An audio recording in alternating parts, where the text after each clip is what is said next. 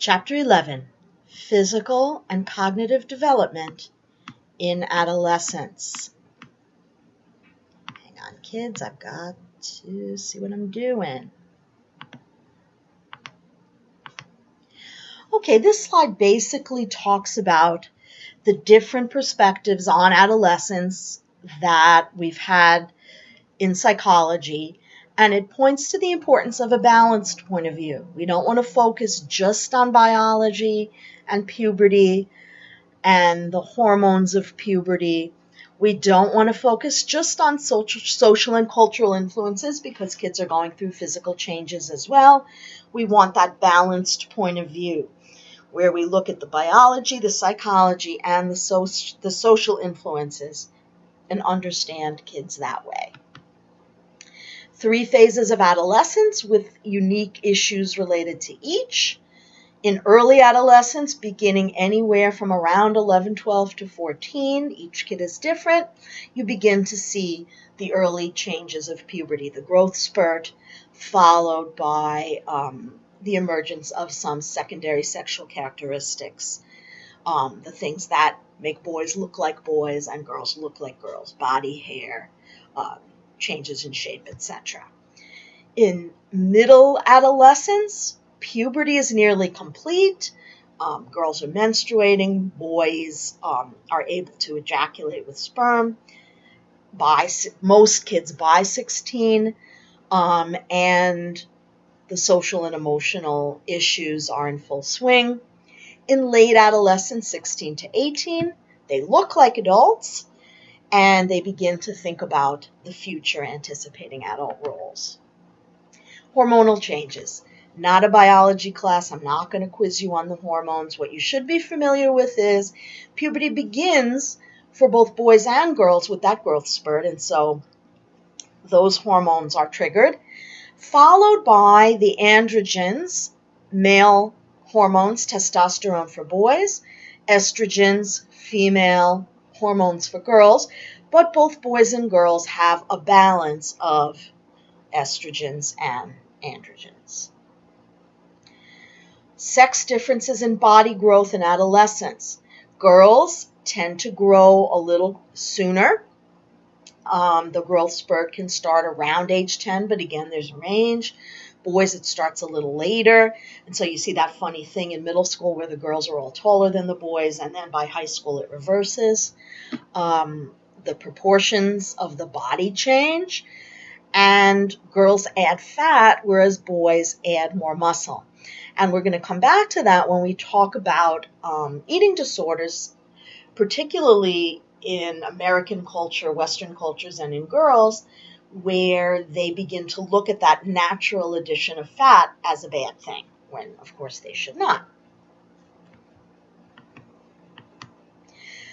All right, there's a decline in physical activity.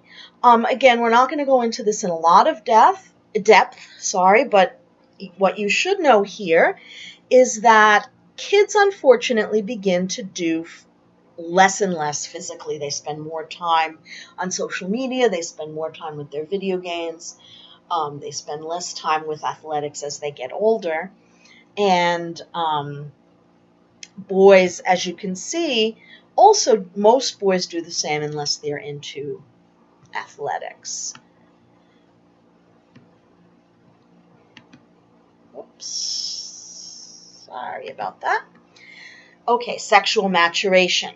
The primary sexual characteristics are those that are related directly to being male, being female, which is the difference in the reproductive organs of males and females. Girls, the beginning of puberty is marked by menarche, the beginning of the menstrual period. For boys, spermarchy, the beginning of the ability to ejaculate with sperm. The secondary sexual characteristics, as I mentioned, are the other things that are signs of puberty, of sexual maturity, but are not fundamental to being male or female. So girls, it's breasts, boys, it's facial hair, deeper voice, and increased body hair for both. Timing of puberty. Every kid is different. We're going to say that over and over again. And a lot of factors go into when puberty begins. Heredity meaning, your family, what you inherit from your parents, when others in the family went into puberty. Nutrition and exercise. The more you eat, the earlier puberty begins. For some girls, if they're very, very lean and they exercise a lot, puberty can be delayed, actually. No harm, it's just one of those factors. Socioeconomic status, race and ethnicity, for a variety of reasons, both because of heredity and because of different nutritional habits and probably different socioeconomic status as well. So a combination of those things. Family experiences, stress, for example, affects the body and affects hormone secretions. Secular trends. What that means is there are social trends currently to earlier puberty, probably because of changes in our diet. Kids who are heavier, have more fat, go into puberty earlier. That's especially true of girls. And so there is a trend for kids in developed countries to go into puberty earlier. Okay. Brain development. This is changes in the brain, and these support changes in thinking and which is cognition, and changes in the ability to learn and the types of things that students can learn in middle and high school. All right, so first of all, synaptic pruning. We went over this in class. It means that the brain literally stops using some of the connections for things that the teen or the adult is not doing.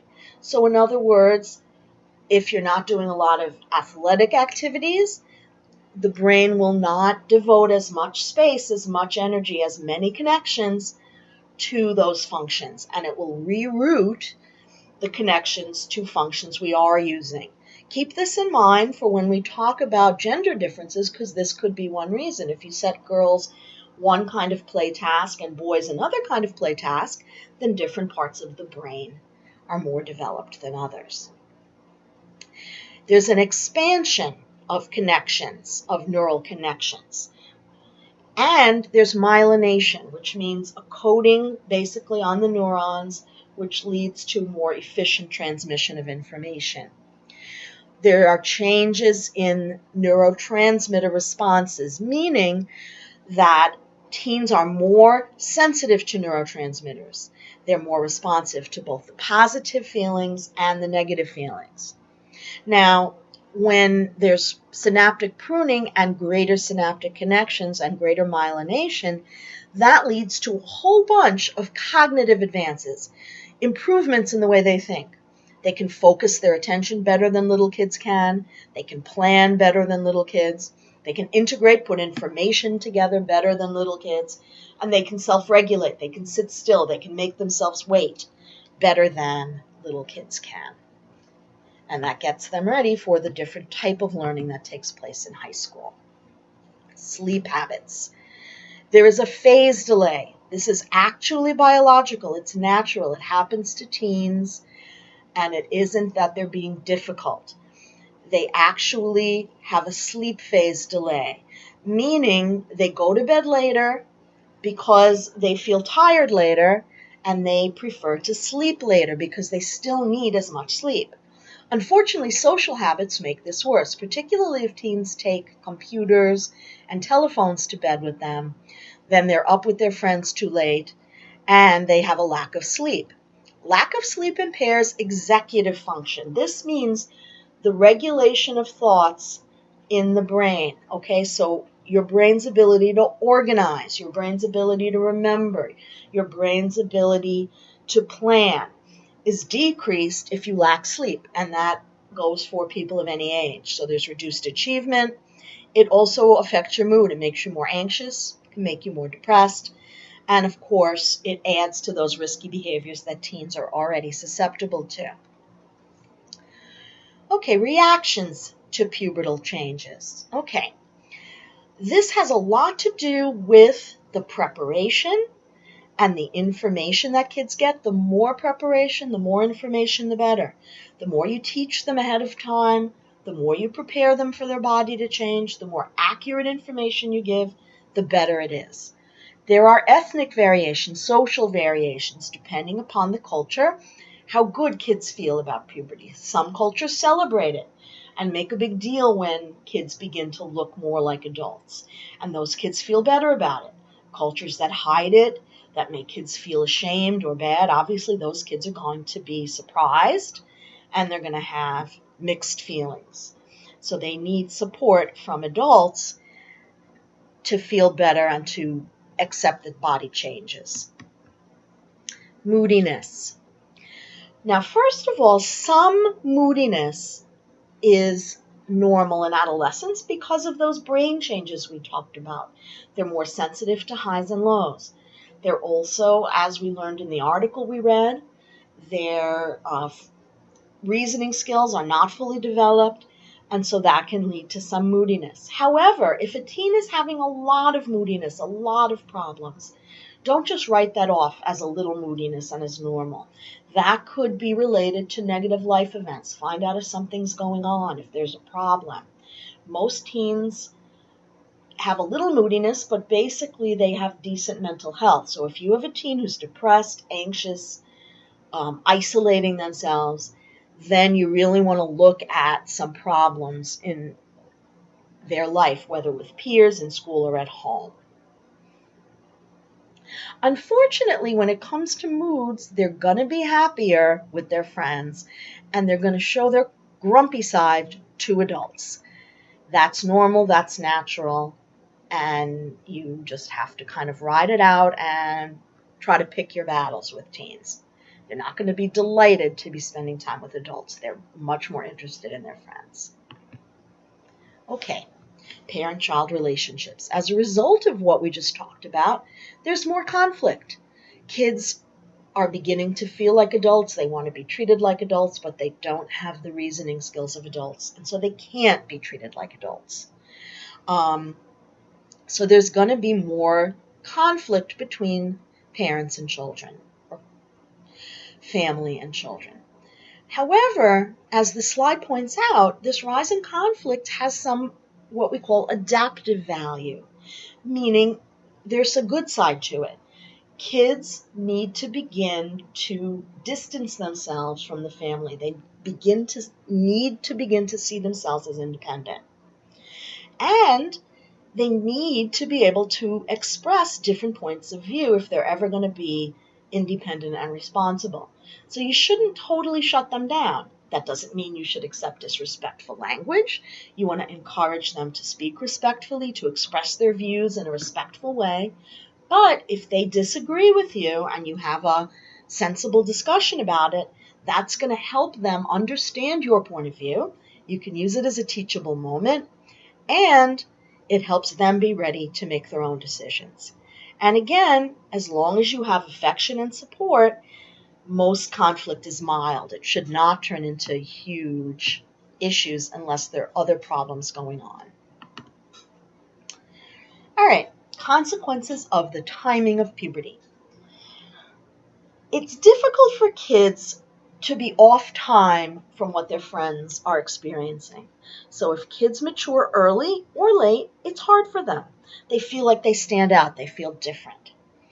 The good news is that there is very, very little long-term effect of early or late puberty. In other words, it can be upsetting at the time, but by the end of adolescence, there are no long-term bad effects. For girls, early maturing girls have more problems than late maturing girls. And that probably has something to do with the way we look at women in our society and the way we look at feminine characteristics, like a curvier figure, like putting on more fat. So early maturing girls, first of all, can be getting some attention they're not ready for from boys. And this can lead them to what the slide is calling more deviant behavior. It can lead them to hang out with an older crowd.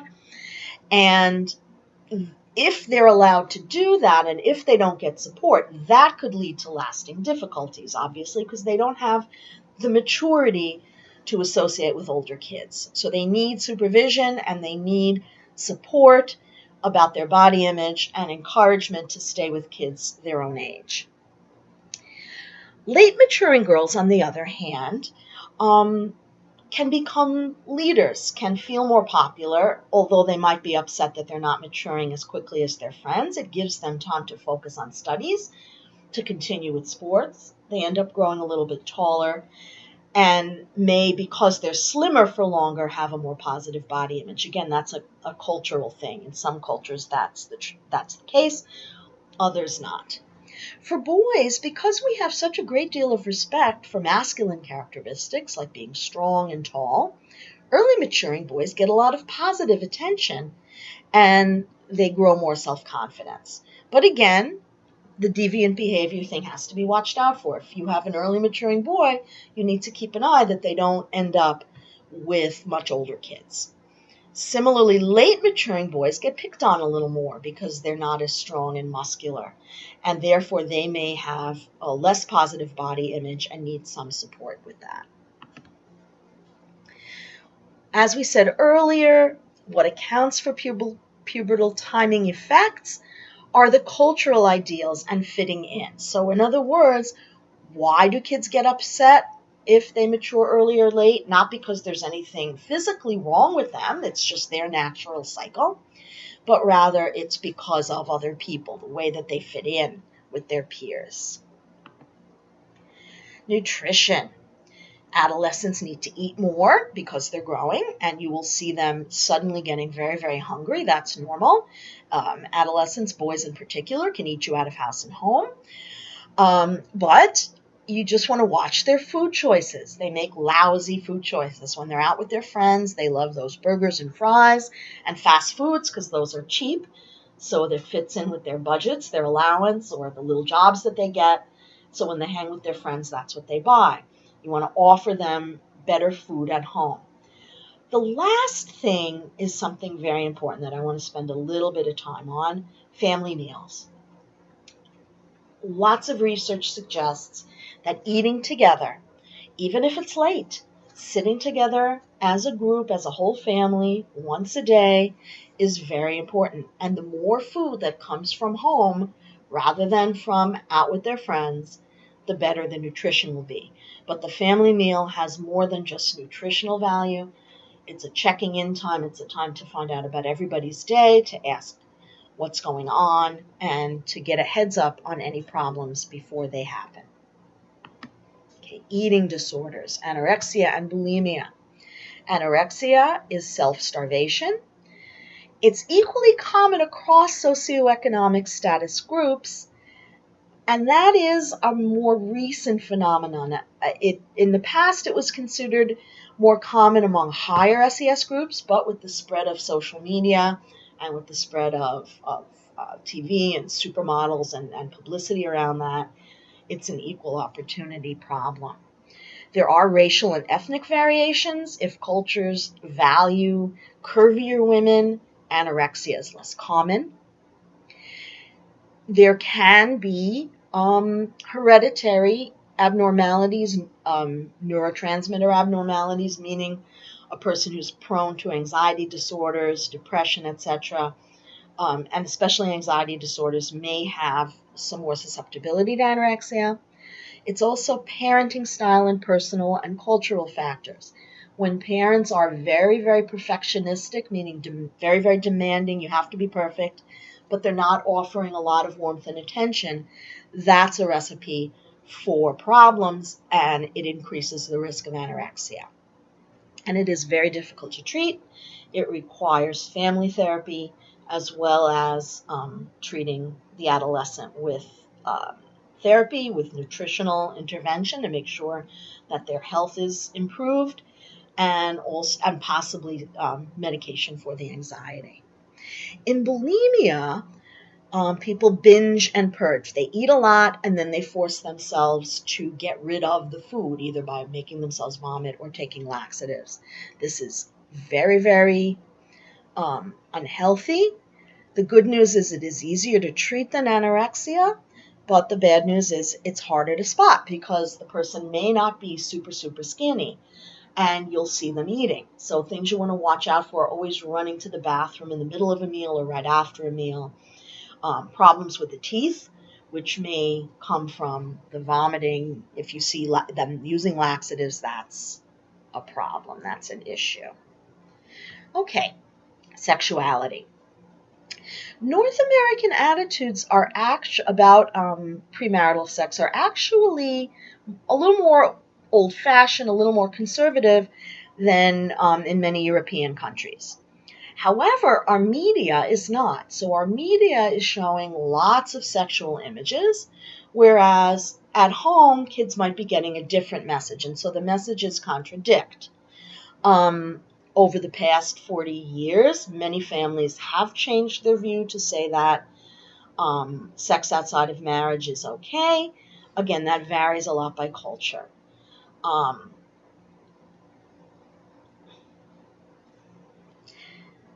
Sexual activity rates, interestingly enough, have been declining since the 90s, probably because of a greater awareness of sexually transmitted diseases and a greater awareness of the dangers of pregnancy. Some of that message may be getting across, and so people report a slight decline in early sexual activity. All right, so what adolescents in the United States say that they have ever had sex? By 12th grade, it's about 60%, and as you can see, very similar for girls and boys. I'm going to talk about this in a second. By 11th grade, about half. By 10th grade, 40%.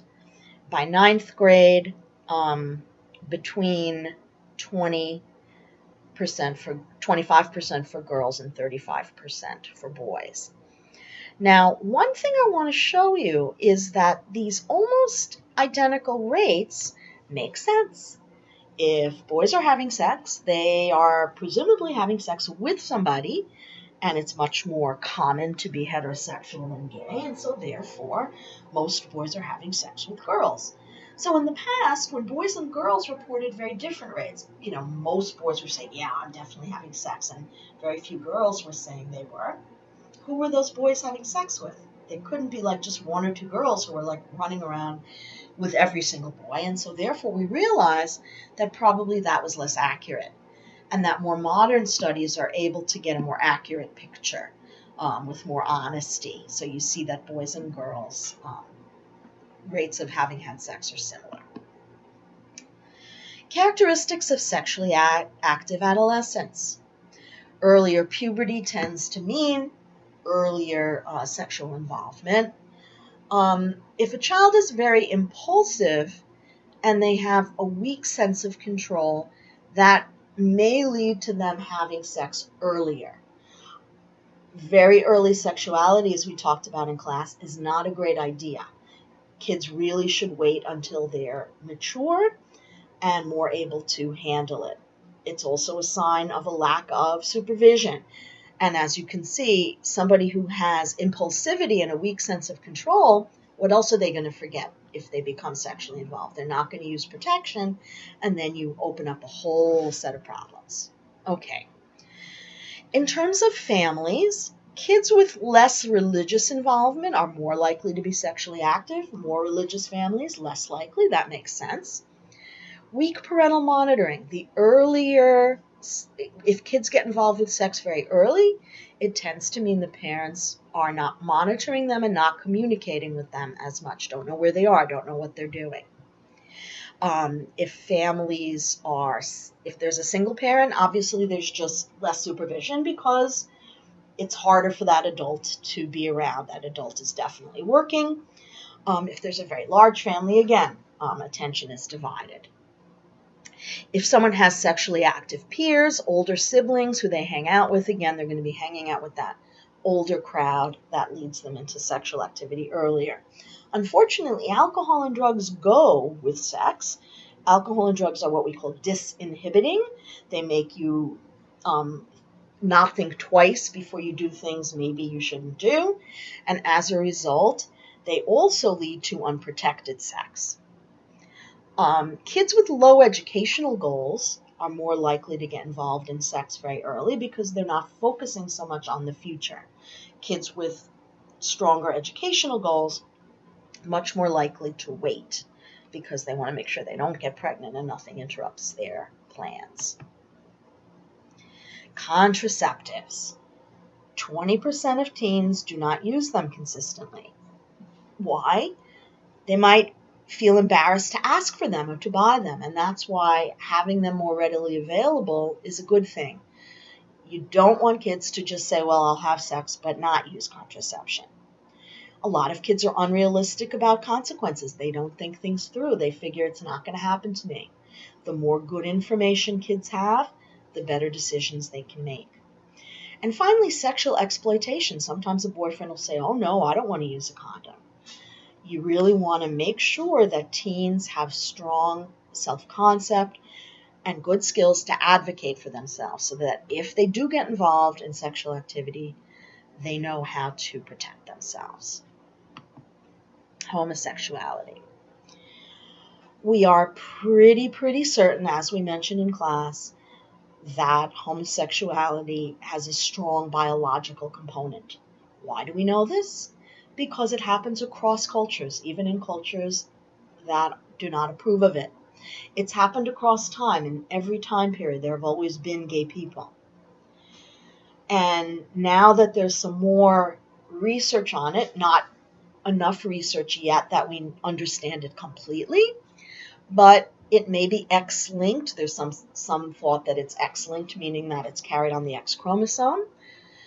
There's some thought that prenatal hormones, in the womb, sex hormones direct sexual development. So they direct the development of the reproductive organs. And so there's some thought that it may also possibly direct sexual orientation.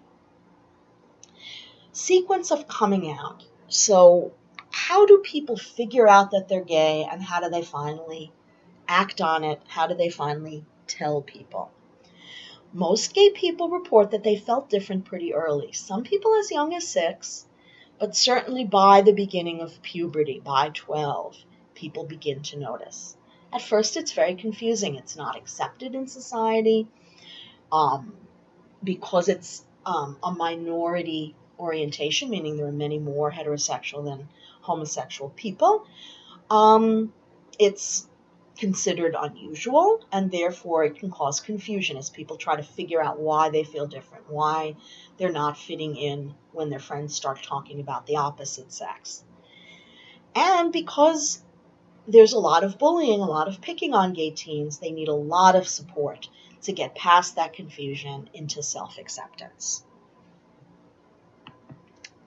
So sexually transmitted diseases, STDs, rates are highest in adolescents, especially in the United States, because we have this double standard of, on the one hand, kids are having sex, but we're not talking about it. We're not giving them the right education. And so kids don't realize what they have to do to prevent sexually transmitted diseases. AIDS is the most serious because there's absolutely nothing that you can do to completely cure it, although there's plenty now that we can do to control the disease. It is still a lifelong problem. And because it manifests 8 to 10 years after exposure, someone infected during adolescence won't know it and could pass it on. Females are more easily infected than males, and we need to improve education. It's good that it is improving. We need to improve it more in order to prevent them. Adolescent pregnancy. 12,000 every year in kids younger than 15. 1 in 4 end up in an abortion, meaning that the other 3 children are born, and 87% of those adolescent births under 18 are to unwed mothers. Now, are kids who are very young ready for pregnancy? They're not, and there's all sorts of problems that kids face if they become pregnant as teenagers. The best way to prevent adolescent pregnancy is to give good information about birth control. You can also give good information about the importance of waiting to have sex until you're ready, but kids also must know about birth control. Telling them about birth control, telling them about how to prevent STDs does not give them the idea to have sex. When teenagers have good information, they are less likely to get pregnant and less likely to get STDs. Factors contributing to adolescent parenthood. Who's at risk for having babies very, very young? If there's low parental warmth, meaning parents don't show a lot of affection to their kids, kids can go looking for affection elsewhere. And they may have low self-esteem, which again cause them to go out and look for somebody to validate them, to make them feel good about themselves. If there's a lot of conflict in the home, abuse, violence, again, they start to seek support and affection elsewhere. Lots of parental divorce, meaning there's a lot of coming and going of new partners in the household. Again, a lot of disruption. Poor school achievement. Kids who are not doing well in school may think to themselves, well, what difference does it make? Maybe I'll have a baby. Maybe this will be a focus for me. Unfortunately, alcohol and drug use are linked with teen pregnancy because, again, they're not thinking and they're not using protection. Low socioeconomic status, poorer kids, kids from less educated homes are more likely to turn to early sexuality without protection and therefore have teen pregnancies. Why is this bad? Well, a teenage mother is less likely to finish school. She needs a lot of support to finish school, and a lot of kids don't have that support, as we just said. If you're a teen mother, often you don't have that support. They're going to spend time as a single parent, which is difficult. Because they haven't finished school, they're going to have economic difficulties. Because they're not mature, they're going to have weak parenting skills. And because their body is not fully developed, and they may not be getting good prenatal care, they're probably not going to tell somebody right away. They're much more prone to pregnancy and birth complications, to premature deliveries, and to low birth weight. Prevention and intervention. Number 1, 2, 3, 4, and 5, better sex education. Information and access to contraceptives. Really and truly, you're not giving them the idea to have sex. You're just telling them that if you choose to do it, this is the way to avoid problems. You want to give them skills, refusal skills, like we talked about, for handling sexual situations, for insisting on using a condom, for being able to tell a boyfriend or a girlfriend, I'm not ready for this, I want to wait. And you want to improve their connection to school so that they feel a reason to wait. Intervention strategies. Okay, somebody is pregnant, they're going to have the baby. What do? They need proper health care. They need help staying in school. They need job training. They need training in parenting and in how to manage a household. They need adults to help them. They need affordable child care, and you need to get the father involved in some way.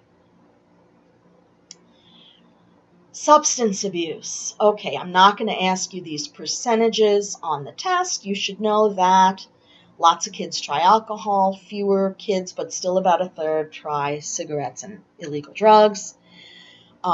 Smoking is particularly bad, and you really, really want to keep kids away from cigarettes because that's a lifelong problem. Obviously, addictive drugs are a bad thing, and heavy drinking is a bad thing. So how do you know what's use versus abuse? Lots of kids will experiment because they're looking for sensation, because their friends are doing it, they wish to be sociable. But if they're psychologically healthy, they're probably protected from getting involved. And if parents are on top of things and paying attention and supporting them, then they're much less likely to get involved as abusers. However, if there's money problems in the household, low education in the household, mental health problems in the household, substance abuse in the household, child abuse, if kids are very impulsive and hostile, if they're having mental health problems that they're self-medicating, trying to make themselves feel better, then they could become drug abusers. Also, drug abusers start much earlier than experimenters. Experimenters tend to wait till they're older. Okay, so how do you prevent this? First of all, you want schools to teach skills to resist peer pressure, to reduce the social acceptability of drugs. In other words, you want to involve your kids in peer groups that don't consider drugs like a fun thing. You also want to promote effective parenting. Again, as we mentioned, authoritative parenting is the best way to have a good line of communication with your kids and to teach them good social skills, confidence, and the importance of staying in school. You want to intervene to prevent harm. If you see kids are getting involved in drugs, you want to intervene early with both family and individual therapy. It's not enough to just give therapy to the kid. You need to involve the whole family. Okay. Now we're going to switch out of the physical and into the cognitive. And we're going to begin with Piaget. When we left Piaget's theory last, it was in Psych 215 in child development, and you learned about concrete operations. Kids whose thinking was what we call concrete, meaning in the here and now, based on what they can see and touch. When you teach elementary school kids math, you give them things to hold, you give them things to see. Similarly, science, you lay out the demonstrations for them. In middle school and high school, we begin to train kids for a higher level of thinking, and this is called formal operations by Piaget. This is the stage where teenagers, because of those brain changes we talked about and because of experiences in school, are now ready to think in the abstract, to think beyond the concrete, beyond what they can see and touch. The first ability that they develop during this formal operational stage and keep for the rest of their lives is called hypothetico-deductive reasoning. Solving problems based on a hypothesis, an educated guess, a question, or an assumption that you come up with on your own based on your prior knowledge. And then you figure out logical inferences, assumptions about what this hypothesis should predict, and you figure out how to test them, and you do them all in your heads. And then there's propositional thought. This is evaluating the logic of verbal propositions without using real-world circumstances. Now, what does that mean? It doesn't mean that you're unrealistic, that they don't look at real-world circumstances. Instead, what it means is that they can figure out logic in their head without necessarily having it be something they've experienced in real life. Remember in class we talked about that example of the Martian and cheese? Joe is a Martian. Martians like cheese. What does Joe like to eat? Even though you know that Martians aren't real, based on that set of verbal propositions I just gave you, you can figure out the answer to that problem, although it has no place in real-world circumstances. So what does this mean? What good does that do? It means that teens are better at math, at abstract reasoning in their heads, at doing logical proofs in their heads. Math, science, these involve hypothetico-deductive reasoning, propositional thought. Okay, your book goes over the pendulum problem. I'm not going to ask you about it on the test. It simply, read through it. It simply illustrates hypothetico-deductive reasoning, the ability to plan something out in your head ahead of time, figure out what you think is going to happen, and then test it out without having to use trial and error. Okay. Formal research on formal operational thought. School-age children do show the beginnings of formal operational thought, particularly if they're challenged in those areas. Kids who have better schooling, more exposure to hypothesis testing, those kids are going to show it earlier. Adolescents, however, are much more competent at it, much better at it. They can think of many variables simultaneously, and they can grasp logical necessity, meaning they can figure out what's a logical argument, what's not a logical argument. This issue with variables simultaneously, again, that pendulum problem illustrates this.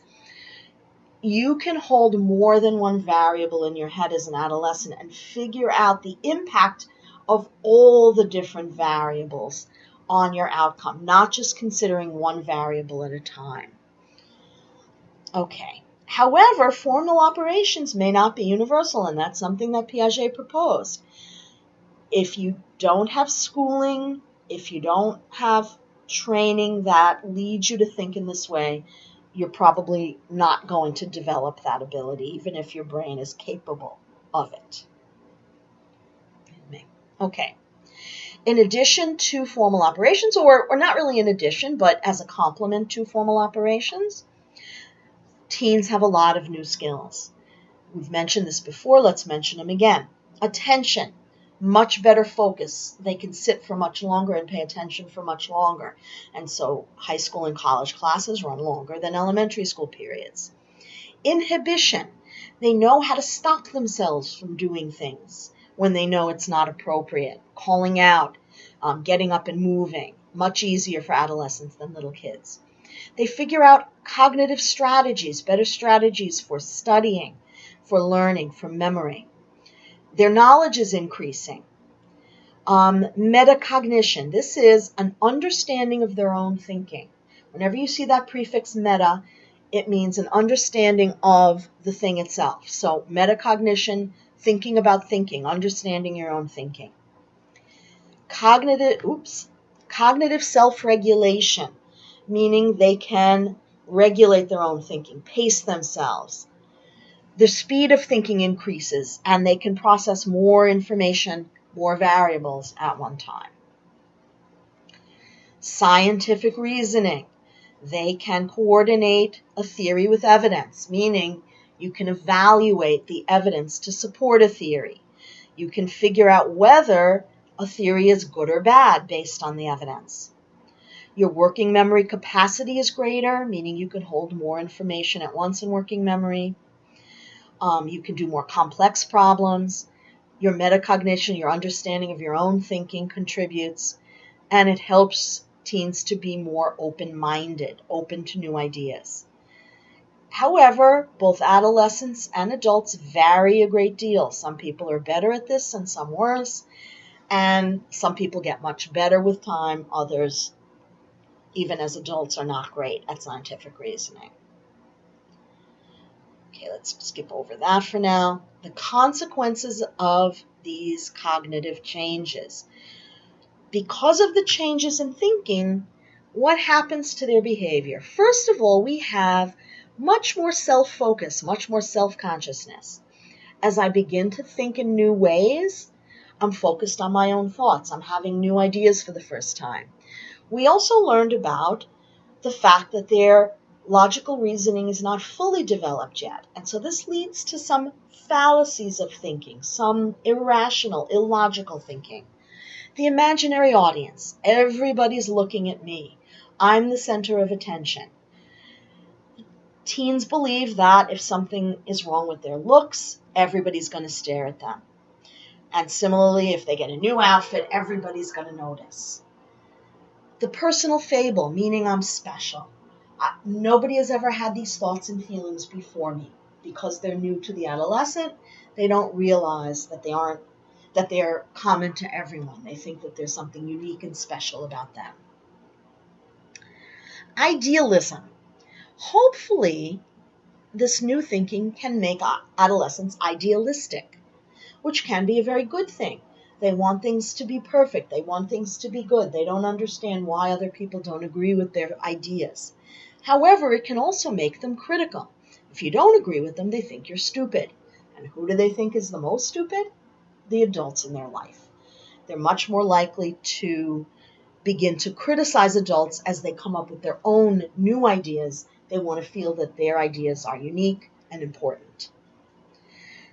Their decision-making, unfortunately, is still not fully developed. And so they're often going to fall back on immediate reward, meaning what's going to help me out quickly now? They have difficulty waiting, planning for the future. And they also fall back on well-learned judgments, meaning even though they have all of this new thinking, just like kids and just like adults, unfortunately, sometimes it's hard to change their minds to think in a new way.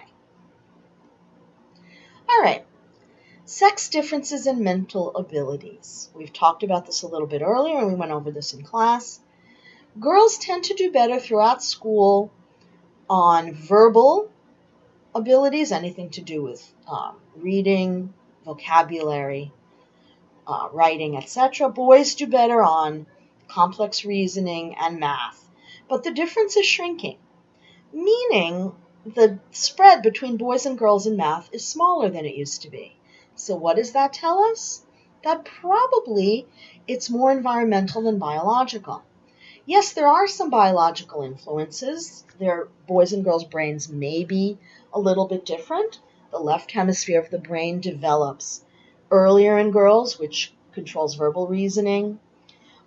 Boys seem to have a greater development in the regions of the brain to do with numerical reasoning, memory, and spatial reasoning.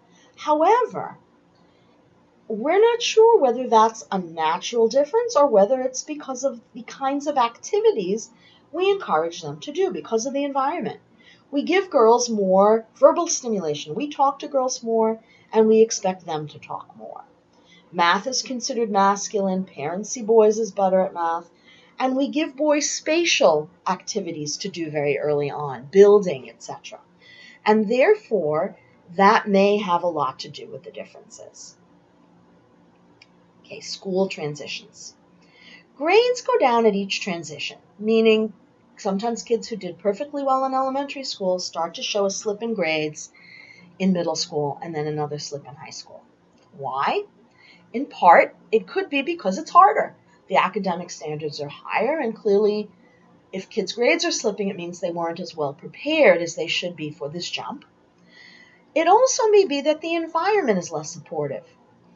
We move from an environment which is one teacher, one small classroom, to having much bigger expectations of kids with much less adult support.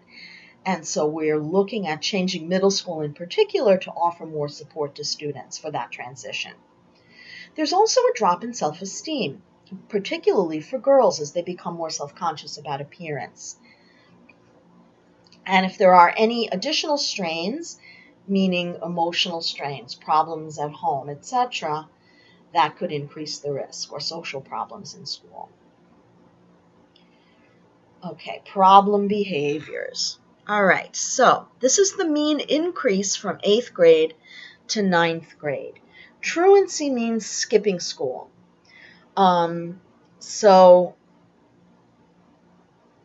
problem behaviors is the yellow bar, truancy, skipping school, or coming in late or cutting classes is the red bar.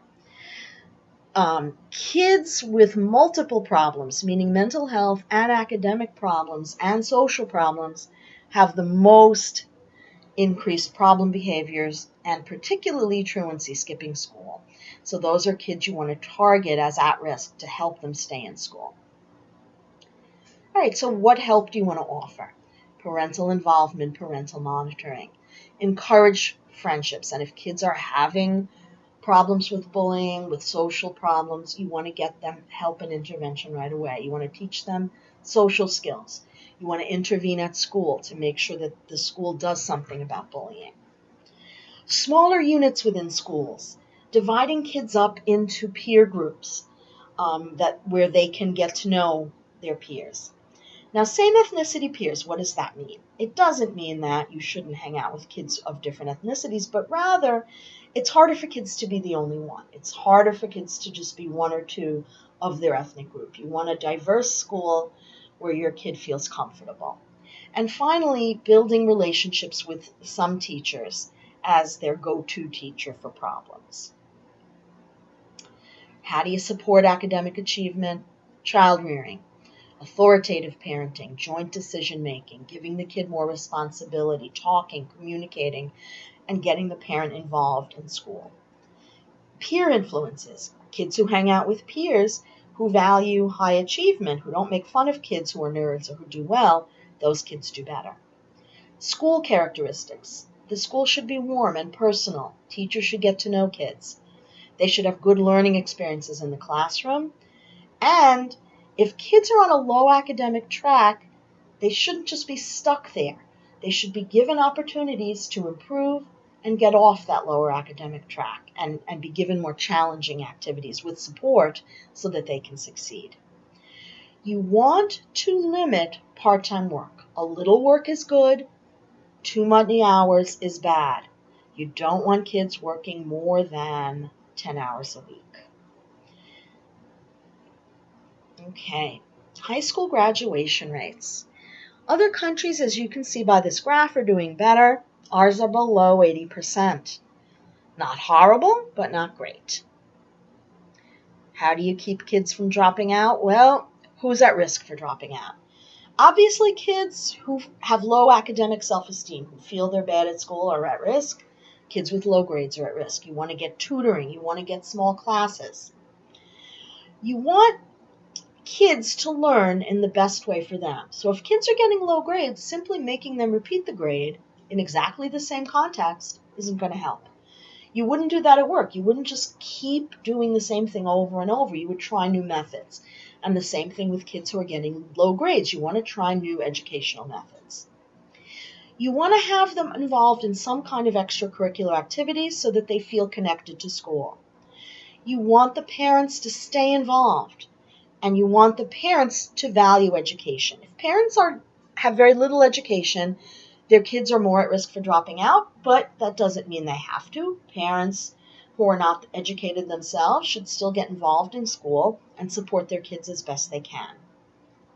Grade retention, leaving kids back, is a problem. It makes kids more likely to drop out. Again, as I was saying earlier, that doesn't mean just push them ahead, but rather than leaving them back to do 10th grade again when 10th grade didn't go so well the first time, instead you want to present the material in a new way so they can progress. Large impersonal schools are not as good as schools where the adults know the kids. And kids who are on lower tracks, meaning like what we used to call a non-regents track, or tracks where kids are not getting interesting work, are more likely to drop out. Now, it says here vocational tracks. You don't want a kid to just be studying a job and not be studying the academic things to support it. But that doesn't mean that vocational training is bad. In fact, a balance of traditional education and vocational education is great, particularly for kids who are interested in working right out of high school. So remedial instruction, personalized counseling, good vocational training, addressing their personal problems and involving them in school helps prevent dropouts. And that's it for Chapter 11.